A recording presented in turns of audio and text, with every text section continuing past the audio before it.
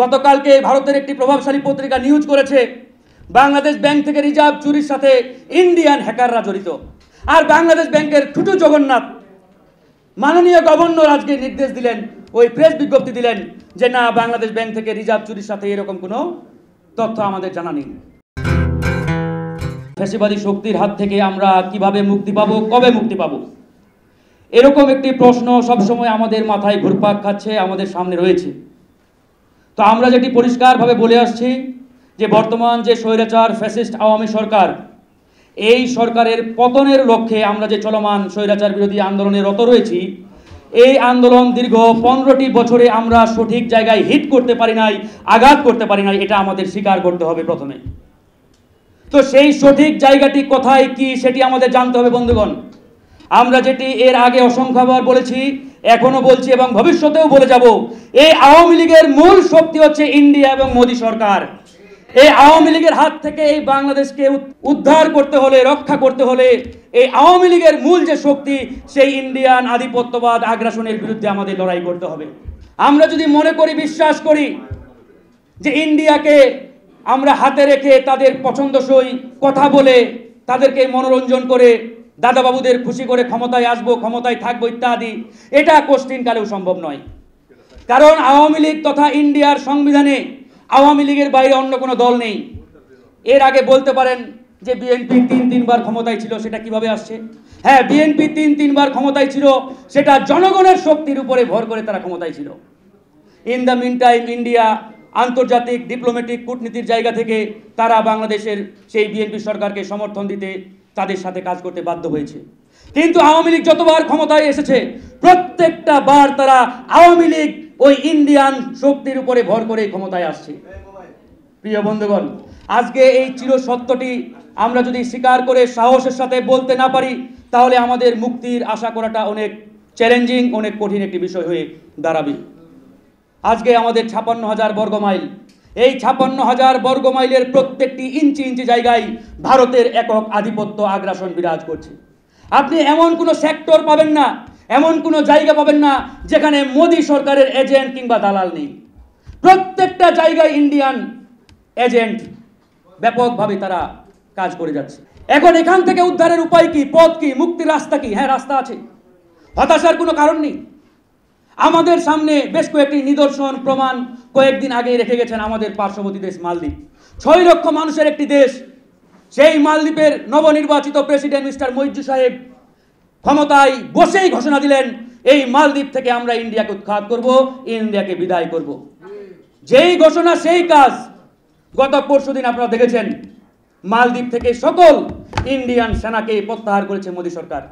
একটা সেনাকে তারা সেখানে রাখতে পারে নাই। এটাই হচ্ছে একজন স্বাধীন চেতা দেশপ্রেমিক নেতার স্পিরিট, আদর্শ এবং তার ক্ষমতা। প্রিয় বন্ধুগণ, আজকে বাংলাদেশ থেকে এই আধিপত্যবাদ আগ্রাসনকে বিদায় করতে হবে। আজকে বাংলাদেশের কোন সেক্টর ভালো আছে বলেন? বাংলাদেশ ব্যাংকের 57 জন কর্মকর্তা একসাথে পদত্যাগ করলো। এটা নিয়ে অনেকে অনেক কথা বলে, ভিতরের রহস্যটা আমরা কিছুটা হলেও জানতে পারি। তার একদিন পরেই বাংলাদেশ ব্যাংক থেকে নির্দেশ জারি করা হলো, কোনো সাংবাদিক বাংলাদেশ ব্যাংকে প্রবেশ করতে পারবে না তথ্য সংগ্রহে। ঘটনা এখানেই শুধু নয়, গতকালকে ভারতের একটি প্রভাবশালী পত্রিকা নিউজ করেছে বাংলাদেশ ব্যাংক থেকে রিজার্ভ চুরির সাথে ইন্ডিয়ান হ্যাকাররা জড়িত। আর বাংলাদেশ ব্যাংকের ঠুটু জগন্নাথ মাননীয় গভর্নর আজকে নির্দেশ দিলেন, ওই প্রেস বিজ্ঞপ্তি দিলেন যে না, বাংলাদেশ ব্যাংক থেকে রিজার্ভ চুরির সাথে এরকম কোনো তথ্য আমাদের জানা নেই। তো এই হচ্ছে বাংলাদেশের প্রত্যেকটা প্রতিষ্ঠান বন্ধুগণ, প্রত্যেকটা ব্যাংকে ধ্বংস করে দেওয়া হয়েছে। প্রত্যেকটা ব্যাংকে আজকে তলানিতে, মানে কি বলে, তলাবিহীন ঝুড়িতে পরিণত করা হয়েছে। আজকে কোন সেক্টরের দিকে তাকাবেন? রাজনীতি ধ্বংস করা হয়েছে, আমাদের অর্থনীতি ধ্বংস করা হয়েছে, আমাদের প্রত্যেকটা সাংবিধানিক প্রতিষ্ঠানকে ধ্বংস করা হয়েছে। তো প্রিয় বন্ধুগণ, এই কথাগুলো তেতো হলেও এগুলোই আসল সত্য। জামাত ইসলাম যেটি 53 বছর আগে বলে গেছিল, সেই 53 বছর পরে আমরা সেটি আজকে বাস্তবে দেখতে পাচ্ছি যে আমরা একটি ছোট কুমিরের থেকে পেট থেকে বের হচ্ছি ঠিকই, কিন্তু আমরা একটি বড় দানবীয় কুমিরের পেটে ঢুকতে যাচ্ছি। 53 বছর আগে জামাত ইসলাম বলেছিল পাকিস্তানের হাত থেকে মুক্তি পেতে যাচ্ছি, কিন্তু ইন্ডিয়ার মতো একটা দানবের পেটে আমরা ঢুকতে যাচ্ছি। আর আজকে ঢুকতে যাচ্ছি নয়, আজকে আমরা সেই দানবের পেটের মধ্যে রয়েছি। সেই দানবের পেট থেকে কিভাবে বের হবেন সেটা নিয়ে আমাদের কথা বলতে হবে, সেটা নিয়ে আলোচনা করতে হবে। সংগ্রামী মহাসচিব তিনি পরিষ্কারভাবে একটি বক্তব্য দিয়েছেন প্রেস কনফারেন্সে। তিনি সেখানে বলেছেন আওয়ামী লীগকে চালায় একটি অদৃশ্য শক্তি। এই অদৃশ্য শক্তি শব্দটি ব্যবহার করে আওয়ামী লীগের সাধারণ সম্পাদক ওবায়দুল কাদের সুযোগ এবং ফায়দা লুটেছেন। তিনি বিএনপির প্রতি পাল্টা প্রশ্ন ছুড়েছেন যে অদৃশ্য শক্তিটা কে, এটা বলতে হবে, জানতে হবে আমাদের।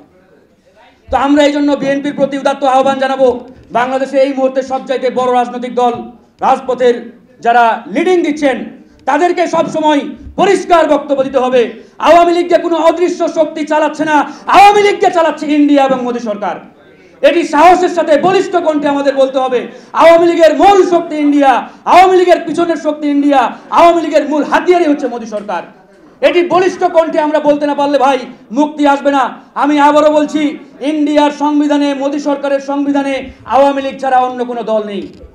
যদি বিএনপি কিংবা জামাত ইসলাম কিংবা অন্য কোনো দল মনে করে যে আমরা ইন্ডিয়াকে খুশি করে কিংবা ইন্ডিয়া আমাদের ক্ষমতায় বসাবে, এটা কিয়ামতের আগে সম্ভব হবে বলে আমার মনে হয় না। এই জন্য আমাদের পরিষ্কার থাকতে হবে। এখানে রণাঙ্গনের বীর মুক্তিযোদ্ধা আব্দুল সালাম ভাই আছেন। আব্দুল সালাম ভাই 1971 সালে যুদ্ধ করে এই দেশকে মুক্ত করেছেন, স্বাধীন করেছেন। আজকে সেই স্বাধীন সার্বভৌম বাংলাদেশের সার্বভৌমত্ব কতটুকু আমাদের আছে, এটি কিন্তু একটি বড় প্রশ্নের বিষয়। প্রিয় বন্ধুগণ, আজকে এখানে বক্তারা বক্তব্য রাখবেন। আমি শুধু একটাই আহ্বান জানাবো, কে বিএনপি, কে জামাত ইসলামী, কে লেবার পার্টি, কে গণ অধিকার পরিষদ, এই ভেদাভেদ ভোলা যাবে না। আমাদেরকে এখন থেকে এক টেবিলে, এক মঞ্চে, একসাথে রাজপথে নামতে হবে। আর আমাদের আন্দোলনের শিরোনাম, আন্দোলনের হেডলাইন হবে একটাই, ইন্ডিয়া হটাও, বাংলাদেশ বাঁচাও। যদি সত্যিকার অর্থে এদেশের মুক্তি চান, এই বাংলাদেশকে রক্ষা করতে চান, ইন্ডিয়ান আধিপত্যবাদ হটাও ছাড়া এই জাতি কোনোদিন মুক্তি পাবে না, এদেশের মানুষ কোনোদিন মুক্তি পাবে না। আমরা তরুণরা উজ্জীবিত আছি, ঐক্যবদ্ধ আছি। ইন্ডিয়ান আধিপত্যবাদ হটাতে আমাদেরকে যদি ওই শহীদ আবরার ফাহাদের মতো জীবন দিতে হয়, ইনশাআল্লাহ আমরা জীবন দিতেও প্রস্তুত রয়েছি। তাই সকলকে আহ্বান জানাবো, আলোচনার এই টেবিলের পাশাপাশি রাজপথেও যাতে আমরা ঐক্যবদ্ধভাবে এই ইন্ডিয়ান শক্তির বিরুদ্ধে লড়াই করি, সেজন্য সকলকে সোচ্চার হতে হবে, প্রস্তুতি নিতে হবে। ইনশাআল্লাহ মুক্তি আসবেই আসবে। আর একটা কথা বলে শেষ করব, অধিক মাত্রায় বিদেশ নির্ভরতা আমাদের কথা কমাতে হবে। এই ডোনাল্ড লু আসলো না, জো বাইডেন আসলো না, ওই চীনের শি জিনপিং আসলো না, মোদি আসলো, হোয়াট এভার, আমাদের শক্তি, আমাদের মূল ক্ষমতার উৎস জনগণ। জনগণের শক্তির উপরে ভর করে আমরা ইনশাআল্লাহ ক্ষমতায় আসবো, কিংবা যারাই ক্ষমতায় আসবে তাদের মূল শক্তি যাতে জনগণ হয়, এটাই হোক আমাদের আজকের মূল আলোচ্য বিষয়। ভালো থাকবেন, সুস্থ থাকবেন। আসসালামু আলাইকুম রহমতুল্লাহ। 1 জানুয়ারি 2024 চেঞ্জ টিভি পা রেখেছে সুরভিত 6 বছরে। সবার প্রতি নিরন্তর শুভেচ্ছা।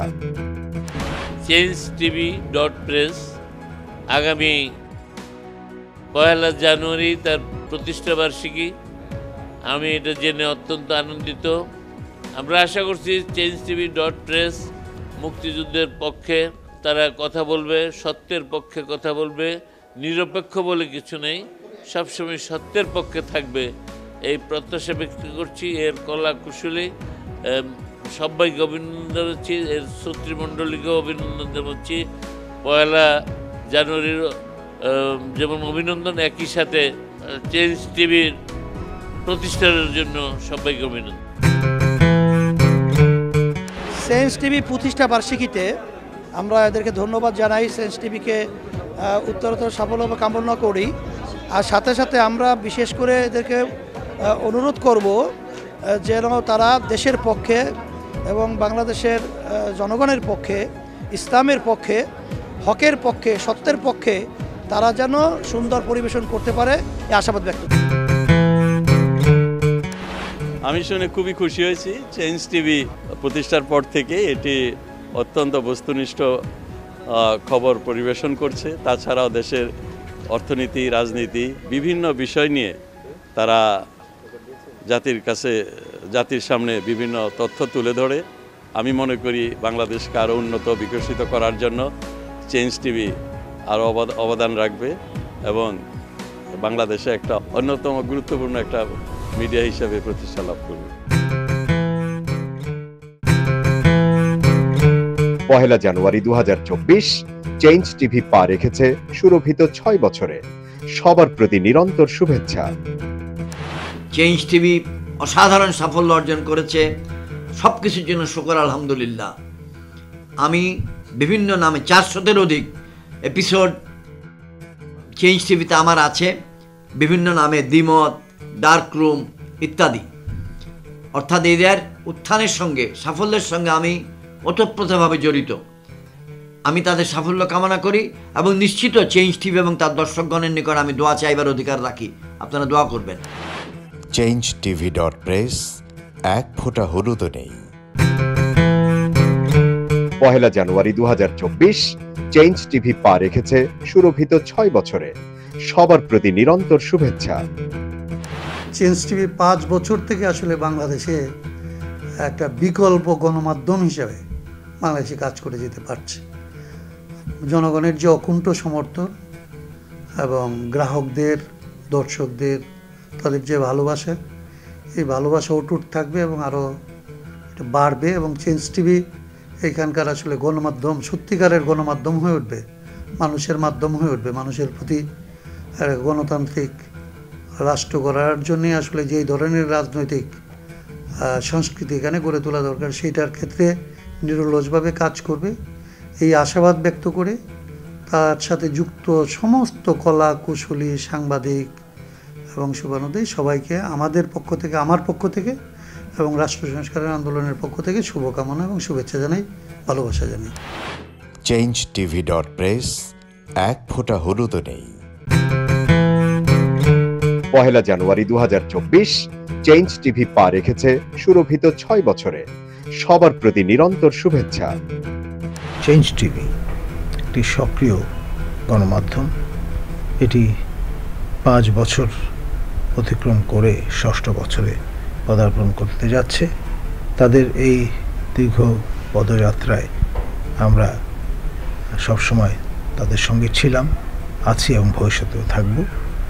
আপনারা আপনাদের যে চাহিদা সেটি ডেফিনেটলি পরিপূরণ করতে সক্ষম হচ্ছেন।